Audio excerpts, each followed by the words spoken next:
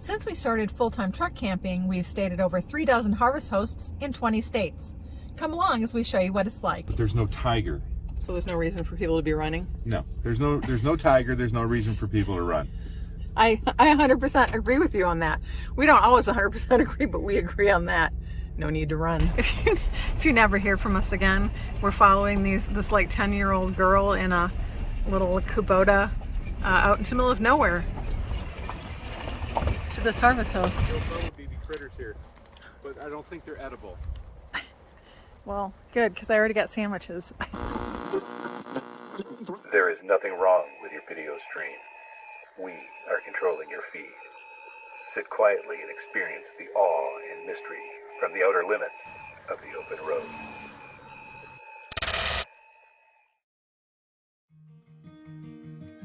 Harvest Hosts is a subscription-based service which allows you to stay free at over 3,500 wineries, breweries, distilleries, farms, museums, and more.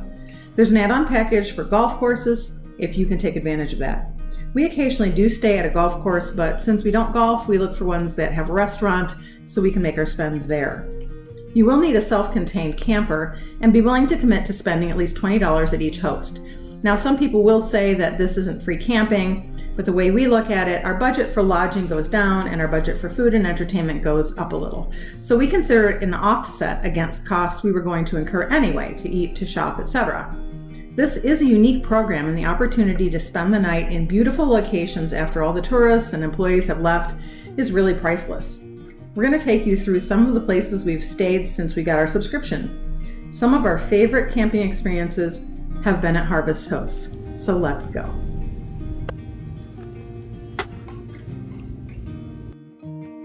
Harvest Hosts is not just wineries. In fact, I'm going to save those for last. We like to stay at farms, markets, and restaurants, and there are lots of them to choose from. This is the Blue Heron French Cheese Company in Tillamook, Oregon. These are French guinea fowl, and they're just adorable. They're staying out of the rain. I don't blame them. We're spending the night at the Blue Heron French Cheese Company in Tillamook, Oregon. And they've got this cool old train.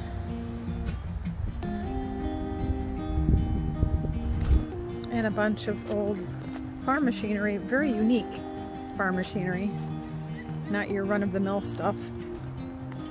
And there's even an old double-decker bus here. Super cool, from London. And when in Tillamook, it's always time to sample all the delicious cheeses they make there along the Oregon coast.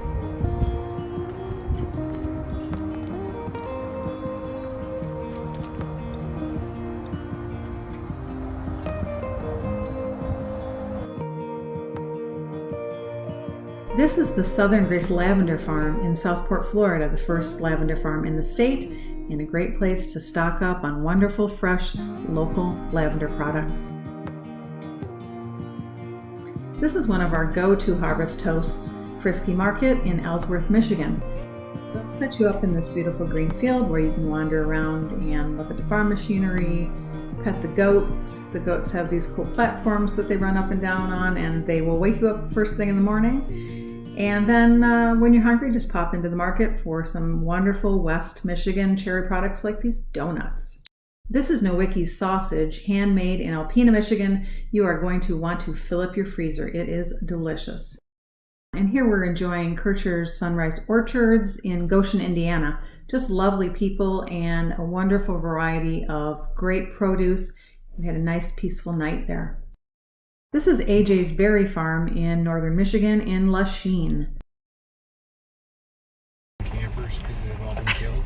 If you never hear from us again, we're following this like 10-year-old girl in a little Kubota out into the middle of nowhere to this harvest host. I don't know where she's parking us, but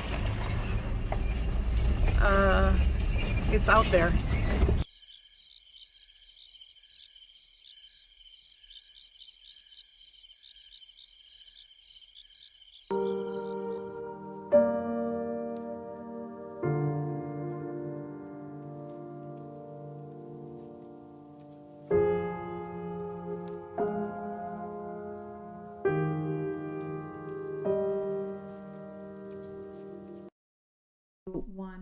You'll also find a wide variety of museums and nonprofit organizations that offer Harvest Host overnight stays as well.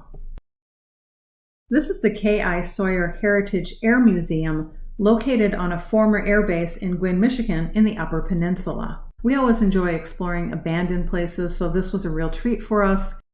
We know it's not everyone's cup of tea, but we thought it was super cool.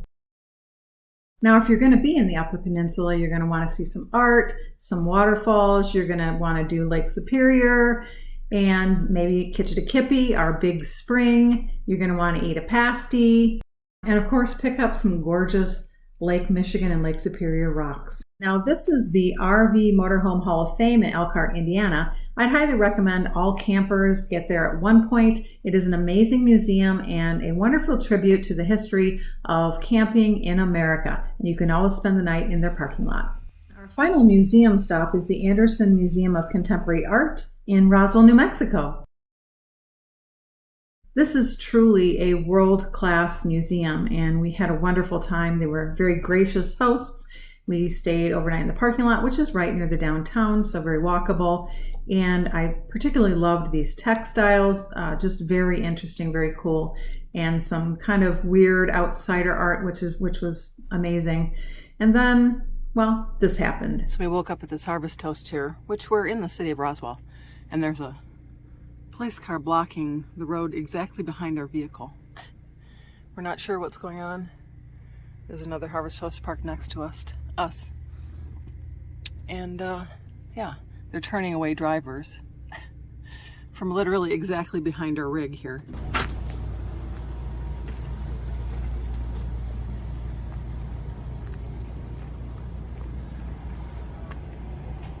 I think I figured it out. There are police down there. Police down there, police down there. I think it's just a race because I think I see people with numbers on their shirts moving briskly. Unlike me, I'm not moving briskly, although I did move a little more briskly when I realized there was a police car right behind our rig and I had no pants on. There's no tiger. So there's no reason for people to be running? No, there's no tiger. There's no reason for people to run. I 100% agree with you on that. Turns out it's 45 degrees and not the 56 degrees that I was promised by the indoor temperature. But it's not 45 degrees, it's 40 degrees. Good God. I'm underdressed. I put on shorts today because I think it's going to be nice.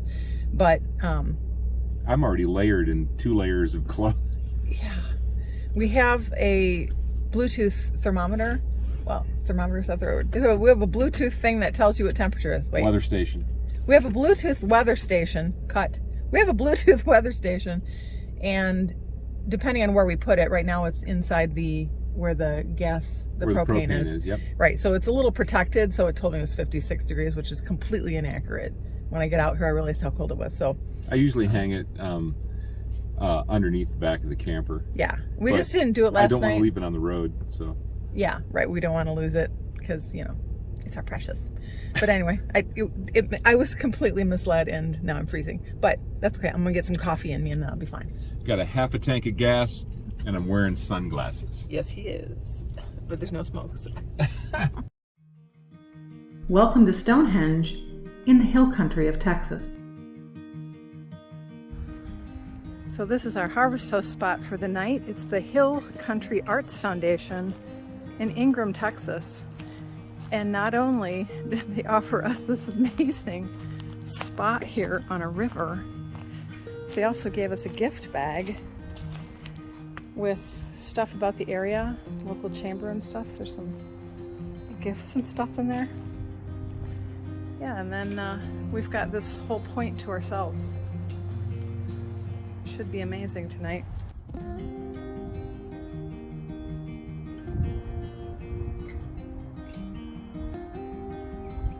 Stonehenge 2, built in 1989, is 90% as wide and 60% as tall as England's Stonehenge. It was really just built for fun, and now it resides at the Hill Country Arts Council for everybody to enjoy. Now this next host is really in a category of its own. This is the Shaffer Farm, which is located in the ghost town of Jericho, Texas. You should know that spending the night in a ghost town is right up our alley. Where are you going first?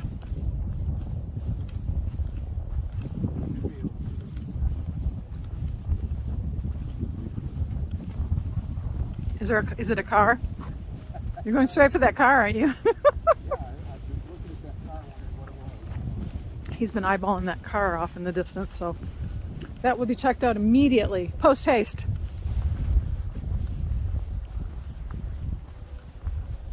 It's an old Ford. Barely enough of it left to identify.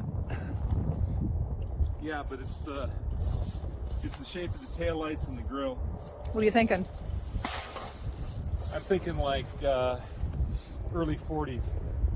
So what remains here is a little bit of a ghost town.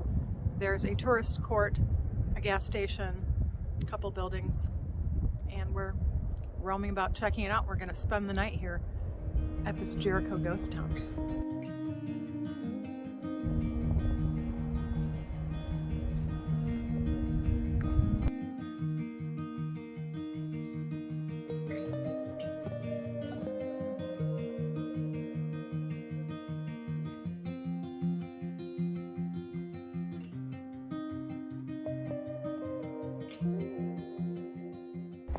There'll probably be critters here, but I don't think they're edible. Well, good, because I already got sandwiches. Ghost town. Stand by. It's a standby for entry. ABC, always be ABP, always be photographing. Always be photographing. ABC, always be camera in. Always be camera in. That's what we be doing. So those are just the windmills, the lights on the windmills lighting up out there. It's very black.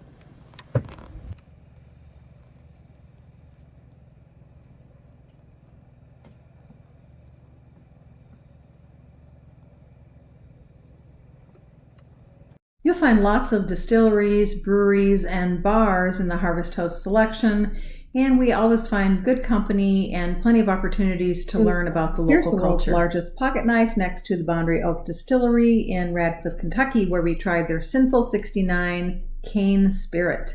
Nearby is the Dueling Grounds Distillery in Franklin, Kentucky, and we tried their Kentucky apple pie. Next is Pritchard's family-owned distillery in Kelso, Tennessee, where they gave us a nice spot next to the barn, offered us electricity, and we tried their specialty, which is the Sweet Lucy bourbon liqueur. This is another of our favorite Harvest Hosts. It's Ironfish Distillery in Thompsonville, Michigan, on the west side of the state. They are a soil-to-spirit distillery, producing their spirits with locally grown grain. We enjoyed delicious food there, a wonderful concert. Their Parmesan fries are to die for. We had a great peaceful spot under the trees there and watched lots of cranes out in the field. It was just a delightful, delightful stay.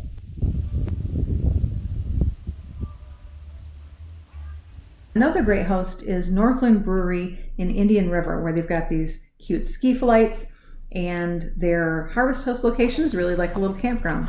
We visited Public House 28 Brewery in Anthony, New Mexico, where they had a little food truck in the back with delicious tacos, and the beer was wonderful as well. One state over, we stopped at the Guadalupe Brewing Company in New Braunfels, Texas.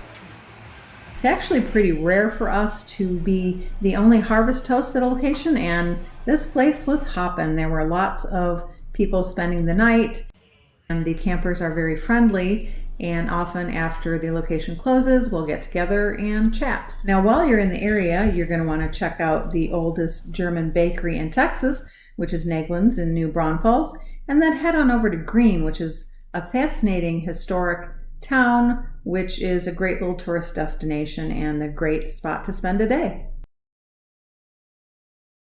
Now, one of the best Harvest Host experiences we've ever had was at Wildcat Brothers Distilling in Gator Cove, Louisiana. We took the rum school, and it was dynamite. You all right, boo? You good? You need some Coke? And y'all too, if there's some water out here if you need some. Y'all need some. So there was this one English admiral. His name was Admiral Vernon.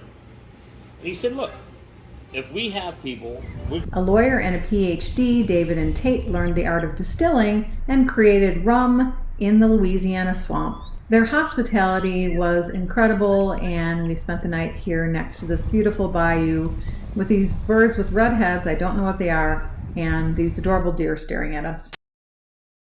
We finally made it to Wineries, and we start with our first harvest toast ever, which is Modella's Wines in Fenville, Michigan. Just look at that incredible sunrise. We were hooked. And this is our most recent winery, Landry Vineyards in West Monroe, Louisiana. They went out of their way to make sure we were comfortable. There were a lot of other campers there and a big free concert. Cheers. Forestville Vines in River Falls, Wisconsin is located in an old schoolhouse.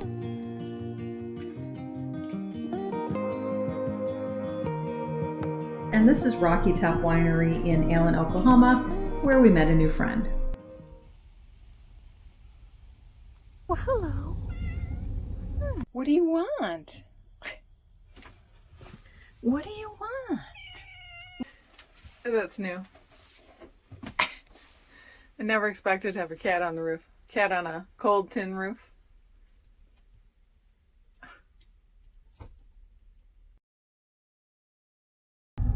We found another surprise on our camper in the morning, this fluffy little caterpillar. Here we are waking up at Springs Winery in Lynn Creek, Missouri in the Ozarks.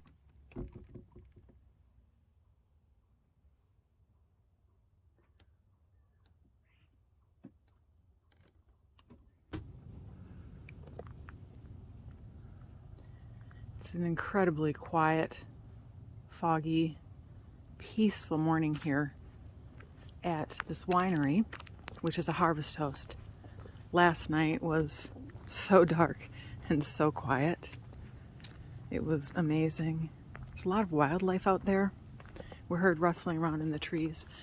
This winery is on a lot of acres, and there's really, once everybody left for the night, there's nothing out here but us and the grapes and the wildlife. So this was a great stop. Just absolutely peaceful and beautiful. We are in Lake of the Ozarks territory in Missouri.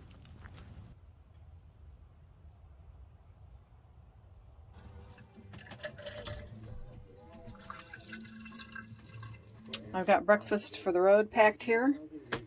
Handful of Triscuits, some boiled eggs and carrots in everything but the bagel seasoning, some Little Town sausages from Michigan, bananas, and coffee, and our waters for the road. We're ready to go. We always love staying at Boyne Valley Vineyards in Petoskey, Michigan, because they're perfectly located to enjoy all of northern Michigan, and they're just lovely, lovely people and delicious wine. This is Papa Moon Vineyards and Cider House in Scottsbluff, Nebraska. Now, if you're in this part of Nebraska, you're probably going to Carhenge, because if you're not going to Carhenge, what even are you doing with your life? But the winery itself is worth the trip. This is a harvest host, Papa Moon Vineyards and Cider House in Nebraska. So we're gonna go get a charcuterie board and some delicious cider. It sounds really good.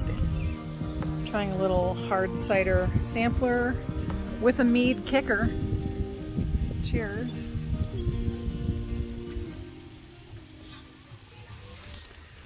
Okay, we ordered a DIY charcuterie board, so we get a board and then we get a bag of goodness. We've got some garlic herb cheese. Oh, and some pretzels. Thank you. Yum.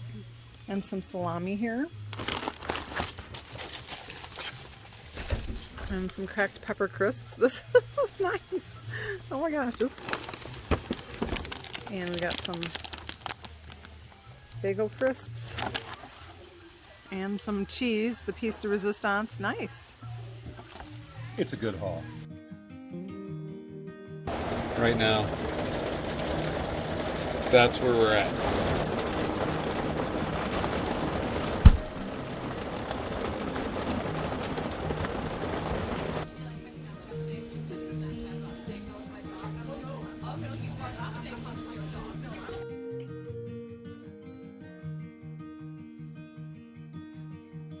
The Why Not Winery is located in Glens Ferry, Idaho, and it's a great place to wander the grounds Right. and get a delicious Cheers steak to dinner somewhere and in try out Idaho. their wines. Not really sure where.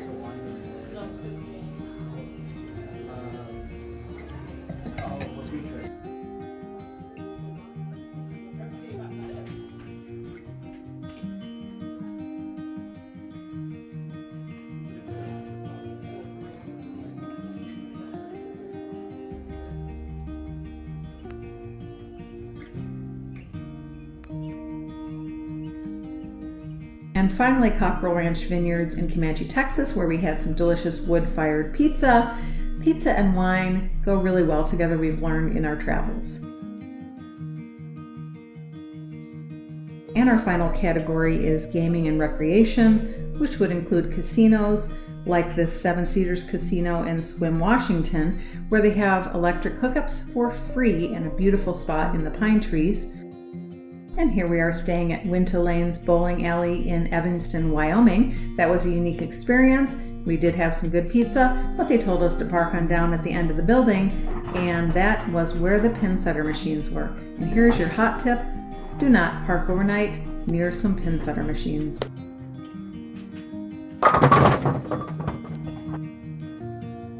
As we continue our full-time truck camper adventure, I can't wait to see what new harvest hosts we're going to uncover in the upcoming year.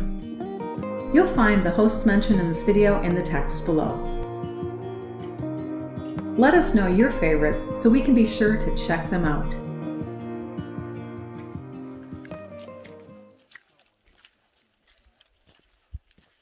We could get out of town, see the beautiful world around, wanna see it now.